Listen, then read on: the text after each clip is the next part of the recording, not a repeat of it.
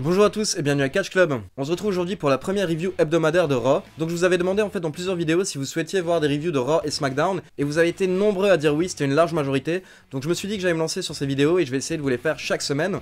Donc le but en fait c'est pas de faire une review détaillée qui va durer 1 heure. Mon but c'est juste de vous donner les résultats du show pour toutes les personnes en fait qui n'ont pas eu la chance de pouvoir le regarder. Et aussi de vous expliquer un petit peu les news qui ressortent du show. Comme ça vous pouvez être à jour sur l'actualité de la WWE et mieux comprendre ce qui se passe lors des pay-per-view. D'ailleurs en parlant de pay-per-view, ma review de Hell in a Cell 2018 est sortie. Je l'ai postée lundi soir aux alentours de 22h30. Donc je ne sais pas si tout le monde l'a vu, n'hésitez pas à y jeter un coup d'œil. On a eu le droit à un très beau show avec une très grosse première moitié de show je dirais. Et une énorme surprise à la fin. Donc personnellement j'ai trouvé que c'était plutôt un bon pay-per-view. Donc avant de commencer comme d'habitude n'oubliez pas de liker la vidéo, de vous abonner à la chaîne et de cliquer sur la petite cloche pour ne pas rater la sortie des prochaines vidéos. Donc Raw a commencé avec l'entrée de Roman Reigns qui a fait un petit discours pour dire que malgré tout, malgré le fait qu'il a eu un match très difficile et qu'il a terminé la soirée mal en point dimanche soir, c'est toujours lui le champion universel de Raw. Par contre il a dit qu'il a quelque chose à régler avec Brock Lesnar parce qu'il n'a clairement pas apprécié l'attaque de Brock Lesnar et donc il lui a dit écoute je suis là, si jamais tu veux ton match retour pour le titre, viens le chercher. Donc forcément tout le public attendait l'entrée de Brock Lesnar.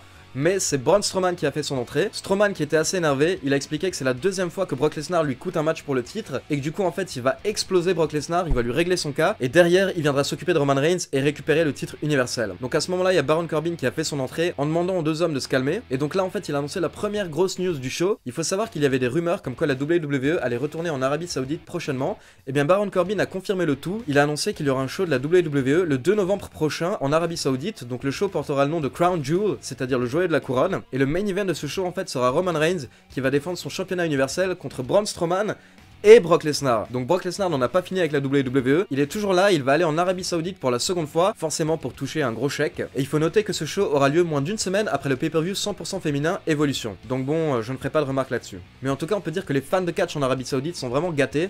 C'est dommage que les femmes en Arabie Saoudite ne soient pas gâtées. Chacun ses priorités. Donc une fois que Baron Corbin a fait son annonce, on a eu droit à l'entrée de Paul Heyman. Heyman qui est venu faire un speech forcément pour mettre Brock Lesnar en avant et expliquer qu'il va récupérer son titre en Arabie Saoudite. Donc bon, je vais pas vous traduire les speeches à chaque fois mot à mot parce que je pense que vous imaginez un petit peu. Paul Heyman qui se vante, qui vante Brock Lesnar. Par contre là on a eu le droit à une seconde annonce. C'est Baron Corbin qui a dit à Heyman que Reigns ne sera peut-être même plus champion d'ici là parce que ce soir Roman Reigns va défendre son titre contre Baron Corbin. Donc honnêtement ça paraît logique en fait, Baron Corbin est General Manager de Raw, donc forcément il utilise ses pouvoirs à son avantage. C'est normal. Après on a eu le droit au premier match de la soirée, donc c'était un match entre Drew McIntyre et Dean Ambrose. Bon match de Raw entre les deux catcheurs qui a duré une douzaine de minutes. Et ce qui était bon en fait c'est qu'on a eu le droit à un finish clean avec une victoire de Drew McIntyre. Donc McIntyre qui a remporté le match sans tricher.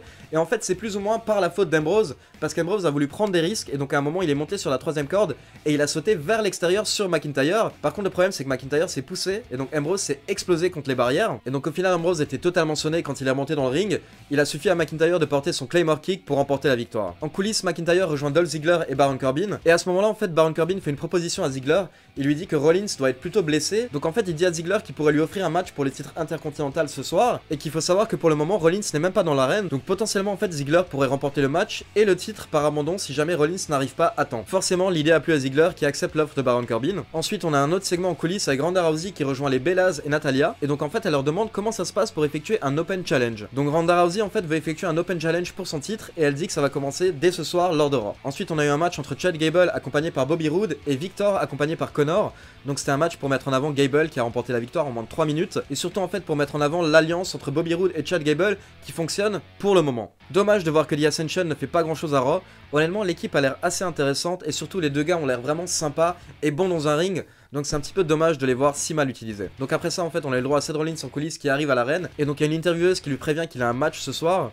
Rollins a clairement l'air mal en point, mais par contre il répond que peu importe ce qui se passe, le show reste Monday Night Rollins et donc il défendra son titre sans souci. Ensuite on a eu le droit à l'entrée de l'Undertaker, donc un moment toujours aussi magnifique. Et donc Taker est venu pour faire une promo pour mettre en avant son match contre Triple H lors du show de la WWE qui aura lieu en Australie dans quelques semaines. Il a dit qu'il va mettre Triple H 6 pieds sous terre et que c'est pas la première fois qu'il l'affronte, mais qu'on a toujours le même résultat, ce sera l'Undertaker qui sera vainqueur. Par contre là on a eu la seconde grosse news du show, donc il faut savoir que lors du show en Australie, Shawn Michaels sera présent et il sera aux côtés de Triple H lors du match. Donc l'Undertaker a expliqué qu'il aura également quelqu'un qui sera dans son coin, et donc il a annoncé que Kane sera de retour à la WWE. Ce sera la première apparition de Kane depuis qu'il a été élu maire de sa ville, et donc on aura plus ou moins une réunion des Brothers of Destruction et une réunion de la DX, mais donc je précise bien, c'est un match solo. C'est l'Undertaker qui affronte Triple H. Par contre, chacun aura donc son partenaire dans son coin qui sera là un petit peu pour le soutenir. Mais il faut savoir que tout ça colle un petit peu avec les rumeurs dont je vous avais parlé récemment dans les news. Donc des journalistes américains avaient annoncé que Shawn Michaels allait sûrement faire son retour à la WWE et qu'il aurait plusieurs matchs, dont un match par équipe en Arabie Saoudite. Donc si on suit la logique, on pourrait imaginer une intervention de Shawn Michaels et Kane lors du match en Australie, et à ce moment-là, on aurait un match par équipe lors du show en Arabie Saoudite entre Triple H et Shawn Michaels, donc la DX, face aux frères de la mort, j'ai envie de dire, donc l'Undertaker et Kane. Donc après, on a eu un petit match juste pour passer le temps. Bayley a battu Dana Brooke. Ensuite, encore une fois, un match plus ou moins pour passer le temps et surtout pour mettre en avant AOP. Donc AOP accompagné par Drake Maverick ont battu 2 jobbers. Le match a duré 1 minute.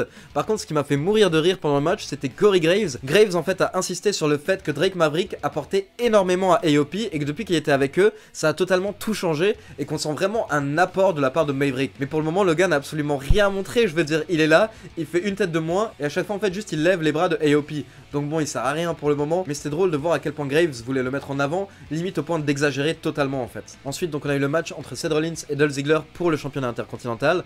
Donc un match assez court étonnamment qui a duré moins de 10 minutes, mais la WWE a bien expliqué ça en fait par le fait que les deux catcheurs étaient plus ou moins blessés suite à Hell in a Cell, et donc c'est Seth Rollins qui a remporté le match et qui a conservé son titre, encore une fois avec un finish clean sans aucune intervention. Donc ensuite on a Ronda Rousey qui a fait son entrée et qui a donc annoncé qu'elle lançait un Open Challenge, et donc elle a proposé à n'importe quelle lutteuse de venir la challenger, et à ce moment là en fait c'est la musique de Natalya, sa meilleure amie, qui s'est déclenchée. Par contre on a attendu une trentaine de secondes et Natalya n'est pas venue, et en fait c'est le Riot Squad qui a fait son entrée en traînant Natalya, donc ils venaient clairement en fait d'attaquer Natalya, et ils expliquaient à Ronda Rousey que c'était de sa faute, et en gros en fait elles ont fait une promo anti-Ronda Rousey, puis elles sont allées l'attaquer dans le ring, mais les Bellas ont fait leur entrée pour justement sauver Ronda Rousey. Donc en fait tout ça c'était pour promouvoir le match à 6 qui va avoir lieu en Australie, donc il faut savoir que Ronda Rousey va faire équipe avec les Bellas pour affronter le Riot Squad lors du show de la WWE en Australie. Puis on a eu le droit à un de mes moments préférés chaque lundi soir, Elias qui était dans le ring, donc d'abord il nous a fait un petit solo de guitare, magnifique. Et donc après il a commencé un petit peu à insulter Bobby Lashley. Et donc à ce moment là en fait on a le nouveau manager de Bobby Lashley qui a fait son entrée, donc c'est Lio Rush, un catcheur de 205 Live. Et il faut savoir qu'il fait très jeune et en plus il est assez petit. Par contre c'est vraiment quelqu'un qui peut épater n'importe qui. C'est un voltigeur, donc quelqu'un qui est vraiment très bon au niveau high fly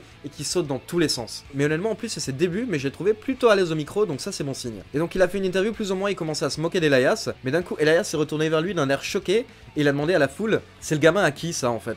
Arrêtez de laisser traîner vos gamins les gars, putain. Donc bon, ça a bien fait rire la foule, mais ça n'a pas dégonflé Lio Rush, qui a présenté donc son client Bobby Lashley. Lashley a fait son entrée et on a eu le droit à un match, donc Lashley contre Elias. Donc pendant le match en fait Kevin Owens a essayé d'intervenir pour attaquer Bobby Lashley et Lio Rush, et c'est là qu'on a eu le droit un petit peu à un avant-goût de ce que Lio Rush sait faire. Il a sauté dans tous les sens en fait pour éviter Kevin Owens, et c'était vraiment de très belles scènes. Et au final en fait Bobby Lashley a remporté la victoire par count out, donc Elias a été compté à l'extérieur, il n'a pas pu retourner dans le ring jusqu'au compte de 10. Donc à un moment dans le show on avait aussi le droit à un segment avec Alexa Bliss, Alicia Fox et Mickie James.